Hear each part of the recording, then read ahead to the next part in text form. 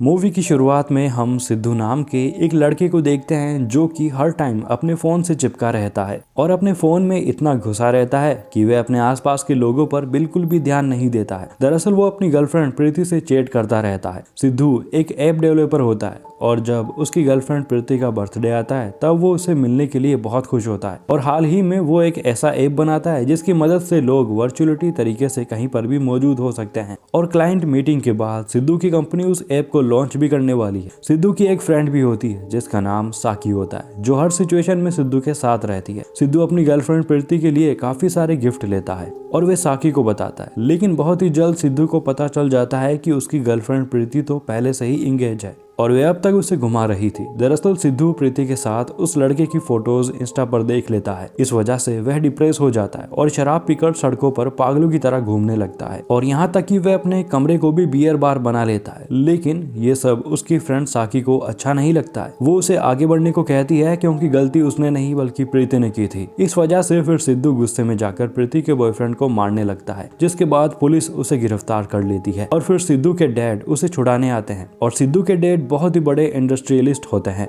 इसके बावजूद सिद्धू अपने डैड के साथ ना रहकर दूसरे फ्लैट में रहता है। दरअसल कुछ साल पहले सिद्धू के दादाजी घर छोड़कर चले गए थे और वे आज तक नहीं मिले, जिसका जिम्मेदार वो अपने माता पिता को ठहराता है क्योंकि उन्होंने उसके दादाजी की सही तरीके से देखभाल नहीं की थी। घर आने के बाद सिद्धू प्रीति के फोटोज को और लेटर्स को जलाने लगता है, लेकिन तभी उसे एक डायरी मिलती है। दरअसल जब सिद्धू शराब पीकर सड़क पर इधर से उधर घूम रहा था तब उसे एक डायरी मिली थी जो कि नंदनी नाम की लड़की की होती है और उसके अंदर नंदनी के बारे में लिखा होता है कि नंदनी सोशल मीडिया से बहुत दूर है। फेसबुक, इंस्टाग्राम ये सब वो यूज नहीं करती है। वो एक नेचर लवर है और उसके पास तो फोन भी नहीं था। अब सिद्धू को नंदनी के बारे में जानने का और इंटरेस्ट जाग जाता है, इसीलिए वे आगे और पढ़ने लगता है। दरअसल नंदनी एक छोटे से गांव से बिलोंग करती है जो कि अपनी लाइफ के हर एक मोमेंट को डायरी में नोट करती है ताकि वे बाद में उन्हें एक्सपीरियंस कर सके। एक बार नंदनी अपने गांव से हैदराबाद अपनी दोस्त जानू से मिलने आई थी, लेकिन जब वो उसके फ्लैट पर आई तब जानू उसे अपनी फ्रेंड से मिलवाती है। लेकिन उसकी फ्रेंड्स तो एक दूसरे से ही बात नहीं करती है क्योंकि वे हमेशा ही अपने काम और अपने फोन में बिजी रहती है। एक रूम में रहने के बावजूद भी वे अलग अलग रहते हैं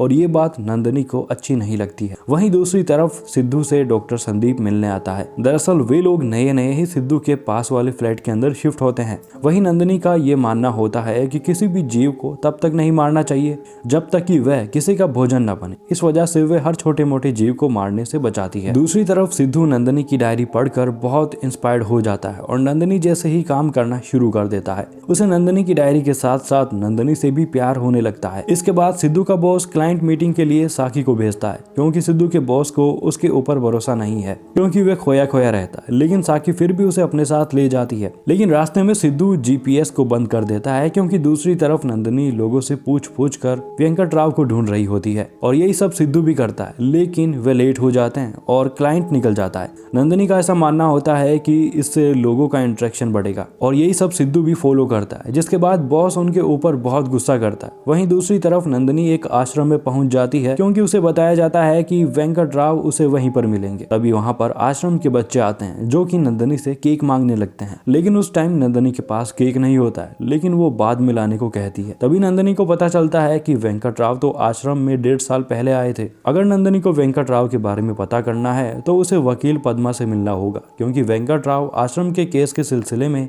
वकील पद्मा से मिलते रहते हैं। वहीं दूसरी तरफ सिद्धू एक आदमी की हेल्प करता है क्योंकि उसकी कार खराब हो जाती है और फिर उस आदमी को एयरपोर्ट पर छोड़ने के बाद जब साकी और सिद्धू अपने ऑफिस में आते हैं तब उनका बॉस उन्हें फायर कर देता है। लेकिन तभी उस क्लाइंट का वीडियो कॉल आता है और वे क्लाइंट और कोई नहीं बल्कि वही आदमी होता है जिसे सिद्धू लिफ्ट देता है और उसकी मदद करता है। और रास्ते में ही सिद्धू ने उस आदमी को अपने ऐप के बारे में बता दिया था जो कि उसे बहुत पसंद आया है, इसीलिए वह प्रोजेक्ट के लिए हाँ कर देता है। और अब नंदनी के लिए सिद्धू का प्यार और रिस्पेक्ट और ज्यादा बढ़ जाती है। और जब वो डायरी को आगे पढ़ता है तो उसे पता चलता है कि जब नंदनी फ्लैट पर आई थी तब उसकी दोस्त जानू रो रही थी क्योंकि उसके बॉयफ्रेंड ने उसे धोखा दिया था। लेकिन नंदनी ने उसे कहा था कि उसका बॉयफ्रेंड उससे सच्चा प्यार नहीं करता था, अगर करता तो वे किसी दूसरी लड़की से अट्रैक्ट नहीं होता। इसीलिए नंदनी उसे सब कुछ भूल जाने को कहती है।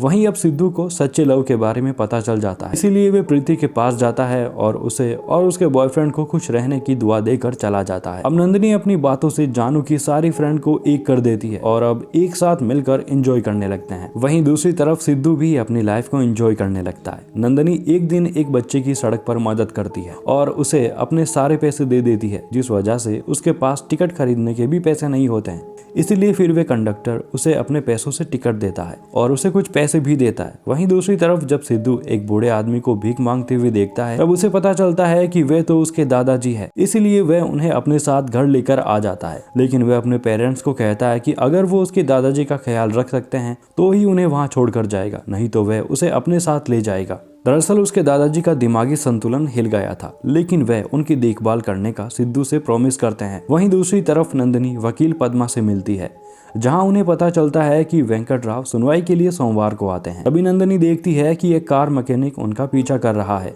इस वजह से नंदनी वहां से तुरंत निकल जाती है और परेशान हो जाती है। वहीं दूसरी तरफ सिद्धू को अब नंदनी से बहुत ज्यादा प्यार हो जाता है, इसीलिए वे गर्मी में भी स्वेटर पहनकर घूम रहा होता है, क्योंकि नंदनी के वहाँ ठंड होती है और वे नंदनी के हर एक मोमेंट को जीना चाहता है। अगले दिन नंदनी कोर्ट के बाहर वेंकटराव का इंतजार करती है, लेकिन वो नहीं आते। इस वजह से नंदनी जाने लगती है। तभी जॉनी नाम का एक आदमी आता है, जो उसे यह कहकर अपने साथ ले जाता है कि वेंकटराव ने उसे बुलाया है। लेकिन तभी जॉनी की कार में दो आदमी आकर बैठ जाते हैं, जो कि नंदनी को किडनैप कर लेते हैं। और तभी नंदनी को वे बच्चा देख लेता है जिसकी नंदनी ने एक बार मदद की थी, और वे बच्चा डॉक्टर संदीप को बुला लेता है और फिर संदीप पुलिस को, जिस वजह से नंदनी बच जाती है। और फिर धीरे धीरे संदीप और नंदनी के बीच में नजदीकियां बढ़ने लगती है। अब ये पढ़कर सिद्धू को बहुत बुरा लगता है, क्योंकि उसे लगता है कि उन्होंने शादी कर ली होगी। लेकिन जब साकी और वो डॉक्टर संदीप की एनिवर्सरी पार्टी में जाते हैं, तो वहां पर उसे पता चलता है कि डॉक्टर संदीप ने नंदनी से शादी नहीं की, वे कोई और लड़की होती है। ये देखकर उसे बहुत अच्छा लगता है। दरअसल संदीप और नंदनी सिर्फ दोस्त है, उनके बीच में प्यार नहीं था। अब अगले दिन नंदनी वेंकटराव से एक पार्क में मिलने पहुंच जाती है, और जब वेंकटराव आते हैं तो वे नंदनी से लिफाफा मांगते हैं। लेकिन यहाँ पर नंदनी ने अपनी डायरी में बस यहाँ तक ही लिखा था, क्योंकि आगे उसकी डायरी खाली होती है। नंदनी सिर्फ 18 पेज ही लिखती है, और यही सब पेज पढ़कर सिद्धू को नंदनी से प्यार हो जाता है। इसके बाद साकी सिद्धू को नंदनी के गांव जाकर उसे ढूंढने को कहती है। अगले दिन जब सिद्धू नंदनी के घर जाता है, तो वहां नंदनी की दादी से उसे पता चलता है कि 1 साल पहले नंदनी का उसकी दोस्त जानू के साथ एक्सीडेंट हो गया था, जिसके बाद उसकी मौत हो गई। अब ये सुनकर सिद्धू को बहुत ही बड़ा शौक लगता है, और वे रोते हुए नंदनी की डायरी को अपने सीने से लगाकर वहां से चला जाता है। लेकिन अब वे कैसे भी नंदनी की डायरी में लिखी गई उसकी इच्छाओं को पूरा करना चाहता है। वे अनाथ बच्चों के खाने के लिए काफी सारी चीजें लेकर जाता है, और उस सड़क पर घूमने वाले बच्चे को स्कूल में एडमिशन दिला देता है। और आश्रम में कुछ ऐसी लड़कियां थी जिनका फेस खराब हो गया था, लेकिन सिद्धू सभी की सर्जरी करवाकर उन्हें सुंदर बना देता है। और साथ ही उसके फ्लैट में काम करने वाली लड़की को कॉलेज में एडमिशन दिलवा देता है। और ये सारी विशेष नंदनी की थी, जो कि अब सिद्धू पूरी कर देता है, और उस कंडक्टर को उसका 120 रुपए भी दे देता है। लेकिन सिद्धू को उस कंडक्टर से यह पता चलता है कि उसने 1 साल पहले आईसीयू में नंदनी को एडमिट देखा था, और अब कहीं ना कहीं सिद्धू को ऐसा लगने लगता है कि नंदनी अब भी जिंदा है। इसीलिए वह उससे रिलेटेड सभी लोगों से उसके बारे में पूछने लगता है। और फिर सिद्धू उसके फ्लैट पर पहुंच जाता है, जहां जॉनी होता है, जो कि उसे बताता है कि मैं नंदनी से एक लिफाफा लेना चाहता था। इस वजह से मैंने पार्क के अंदर किसी आदमी को वेंकटराव बनाकर भेजा था, क्योंकि असली वेंकटराव तो मर चुके हैं। लेकिन इस बारे में नंदनी को पता चल गया, और फिर जॉनी ने उसके फ्लैट पर आकर नंदनी को बहुत टॉर्चर करके मारा। लेकिन वो वहां से भी अपनी फ्रेंड के साथ निकल गई थी, इसीलिए उसने रास्ते में ही नंदनी का एक्सीडेंट करवा दिया था। लेकिन उसे वो लिफाफा नहीं मिला, क्योंकि नंदनी ने वो रास्ते में ही कहीं पर छुपा दिया था। अब ये सब कुछ सुनने के बाद सिद्धू जॉनी को उसी तरीके से मारता है जैसे उसने नंदनी को मारा था। फिर वे लिफाफा ढूंढने में लग जाता है, और वे लिफाफा उसे नंदनी के कम्युनिकेशन बॉक्स के अंदर मिल जाता है। और उस लिफाफे के अंदर सनातन आश्रम का मैप होता है, जहां पर एक बिल्डिंग बनाने का लेआउट तैयार किया गया है, जिसे कि बज्र कंस्ट्रक्शन ने रेडी किया है। इस वजह से सिद्धू उस कंस्ट्रक्शन के एमडी विजय से जाकर मिलता है, और उस लेआउट को दिखाते हुए मोजो नाम के आदमी के बारे में पूछता है, क्योंकि जॉनी को उसी ने भेजा था। लेकिन एमडी विजय उसे कुछ भी नहीं बताता है, और सिद्धू के जाने के बाद वे मोजो को कॉल करके उसे मारने के लिए कहता है। लेकिन बहुत जल्द सिद्धू को मोजो के बारे में पता चल जाता है, जिसे वे बहुत मारता है। और फिर काफी मार खाने के बाद मोजो उसे सच बता देता है कि विजय ने कई सारी जमीनों पर कब्जा करके अपना एम्पायर खड़ा किया है। और इसी बीच उसकी नजर एक दिन सनातन आश्रम पर गई, जो सिटी के बीच में है। इसीलिए उसने वहां के लेआउट को तैयार करके नंदनी के दादाजी के पास भेजा, जो कि वास्तु के एक्सपर्ट थे, जिन्होंने विजय को बताया कि उस लेआउट का वास्तु बिल्कुल ठीक है। जिसके बाद विजय उस आश्रम के बाबाजी से मिला, लेकिन बाबाजी ने उस लैंड को देने से मना कर दिया।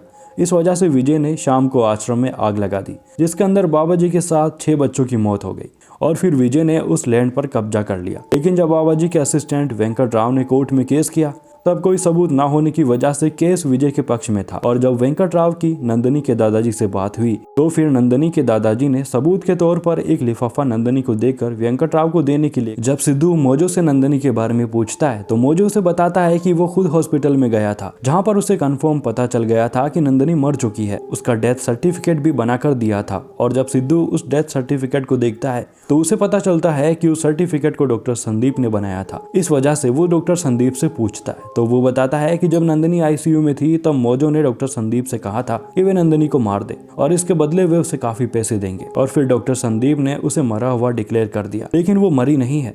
और अब नंदिनी बिल्कुल ठीक होती है क्योंकि डॉक्टर संदीप इतने सालों से उसका इलाज करता है।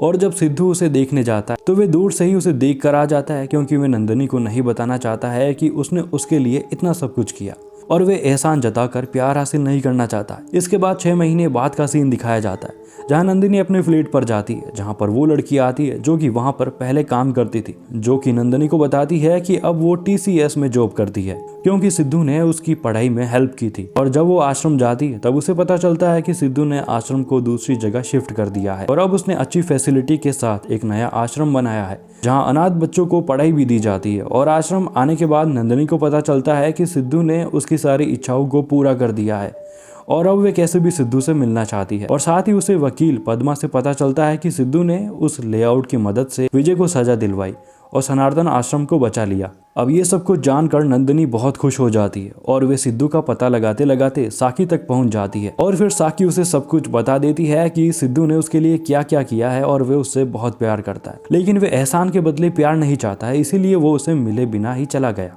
और अब वे नंदिनी की किसी लास्ट विश को पूरा करने के लिए गया है। नंदिनी की लास्ट विश ये होती है कि वो अपने माता पिता की डेथ एनिवर्सरी पर काशी जाना चाहती थी, इसीलिए फिर नंदिनी सिद्धू के पास जाने के लिए काशी जाने वाली ट्रेन में बैठ जाती है और उसके ठीक सामने ही सिद्धू बैठा होता है। नंदिनी को उसकी बातों से पता चल जाता है कि वो सिद्धू ही है और फिर नंदिनी रोते हुए अपने सिर को उसके कंधे पर रख देती है और उसके पास ही बैठ जाती है और फिर सिद्धू की आंखों में भी आंसू आ जाते हैं और नंदिनी की डायरी उसी के पास होती है। और दोस्तों इसी के साथ 18 पेजेस मूवी यहीं पर खत्म हो जाती है। तो दोस्तों इस कमाल की मूवी की कहानी आपको कैसी लगी और हमारी वीडियो आपको कैसी लगी आप कमेंट सेक्शन में जरूर बताना और इसी तरह की और वीडियोस के लिए आप हमारे YouTube चैनल को सब्सक्राइब जरूर करना।